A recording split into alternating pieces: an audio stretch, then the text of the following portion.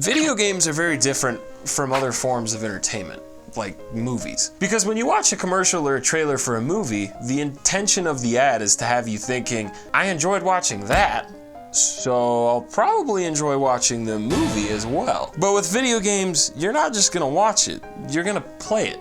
Potentially for a long ass time. And there's no way that you can get a taste of what the game actually feels like to play with the controller in your hands by just watching a video. And this is why advertisements for video games can vary so much and be pretty unique, because instead of trying really hard to convey what the actual second-to-second gameplay of a game is like, they tend to take a more... What the fuck is this? Fucking sponge cake! how you say, creative approach. It's all about conveying an experience and emotion that can entice a potential consumer so much that they'll be like, wait, is that Heidi Klum playing Guitar Hero and having fun? She's so hot, I like her. I want to be fun and hot as well. And while gaming existed long before the 90s, the naughty grunge era is definitely where video game commercials started going ape shit. Because the most popular approach back then was this live action, aggressive, shocking, in your face, man, kind of attitude that was essentially the video game equivalent of, if you don't chew Big Red, then fuck you. Most of the Sega Genesis ads just focused on calling you a loser, taking a dump on the Super Nintendo, and then screaming, Sega! And then PlayStation basically took the same approach with Crash Bandicoot and proceeded to dump on Nintendo. And even Nintendo, who is typically known for its family-friendly games and cutesy characters, got into some shit. I mean, the slogan for the N64 was fucking get in or get out. But I'm not trying to say that there weren't any memorable or effective commercials during this time, because there totally were. Like the Mortal Kombat one where everyone ran through the streets screaming, Mortal Kombat! Yeah,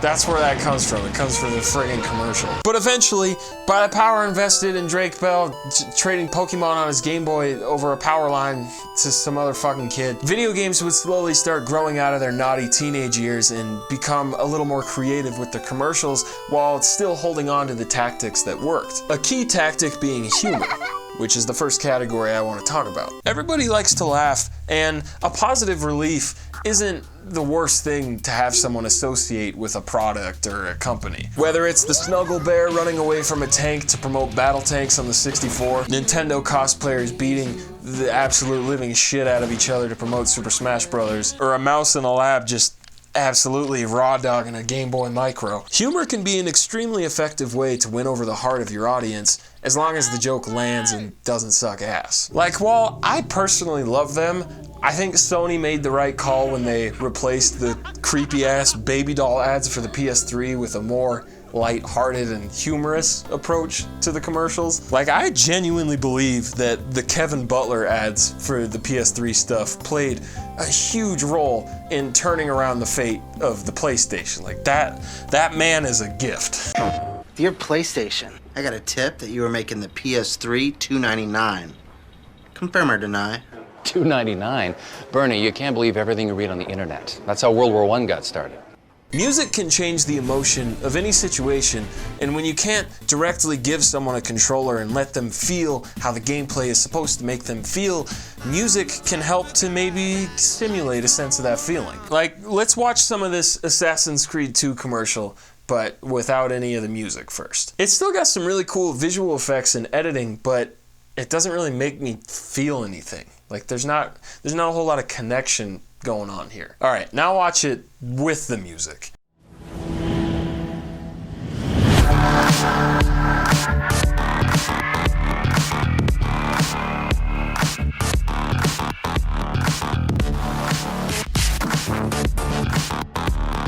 Okay, I will take 5 copies, please. I will take them with my knees. I will take them in the trees. I will take 5 copies, please. I had to derobe myself of my sweater because I was getting very hot.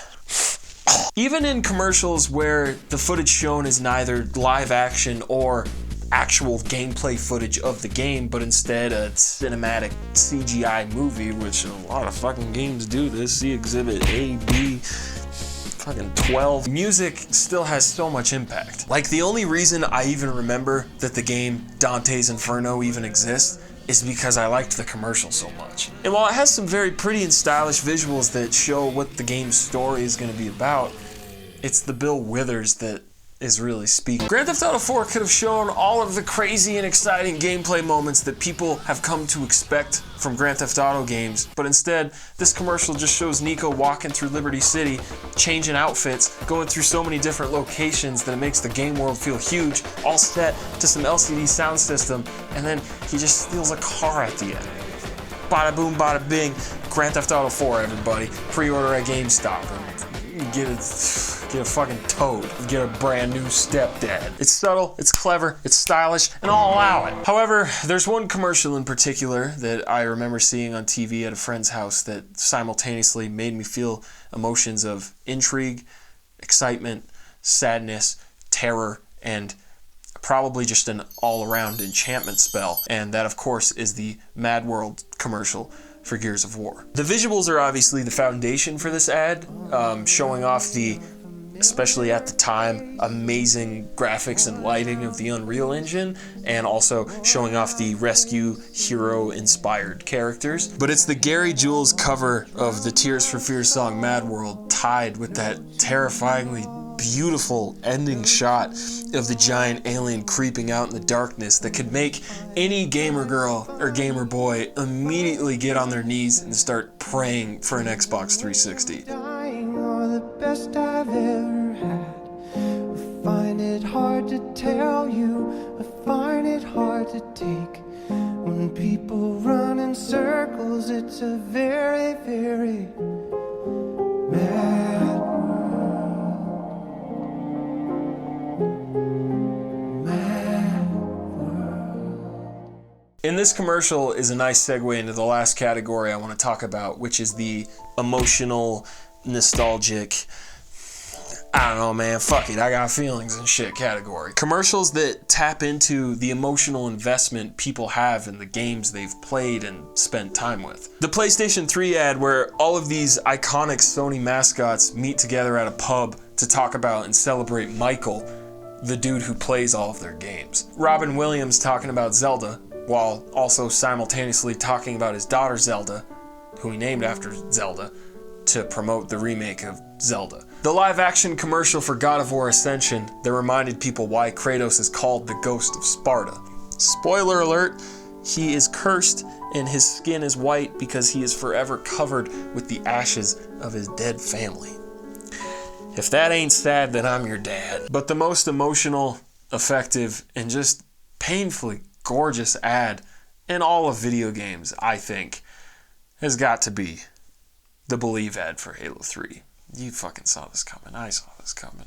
It's in my script, but I saw it coming. The Believe ad campaign for Halo 3 consisted of a bunch of documentary-style interviews with fictional survivors of the Human Covenant War talking about the Master Chief, aka the guy you get to play as in Halo 3. But the standout of these ads showcases this meticulously crafted, gorgeous diorama of an enormous battle in the Halo universe, accompanied by Chopin's Raindrop Prelude. I already talked about this commercial at length in my Halo videos, but just know that I personally think this commercial is the perfect combination of presentation and emotion, and it'll make anyone believe. Yes, games are just games. Yes, these action figures are just action figures, but it's the stories and feelings that we associate with this fictional stuff that makes it real. Just watch the damn commercial.